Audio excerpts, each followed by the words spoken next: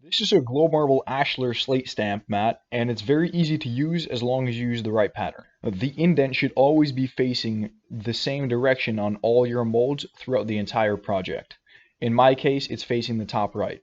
Now, rule number 2 is that the top of your mold will always meet the bottom of the other mold's indent, just like this, and it creates kind of like a staircase pattern. Sometimes it's tempting to interlock the two indents like this, but that's going to cause you nothing but trouble later on. Now this is how you're going to apply your stamps to the concrete.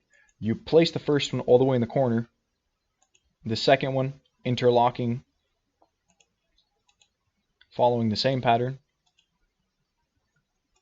We recommend having enough molds to go one full line across and 2 more on top to start your second row, because a lot of times if you don't do this, the lines in between your molds are going to get crooked later up top.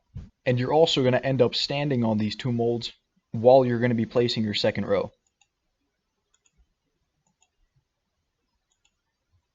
Now let's say this part of our box is the wall, and you can see the mold is too large to actually fit into it. In this case, you'll use a flex mold like this one to finish your pattern.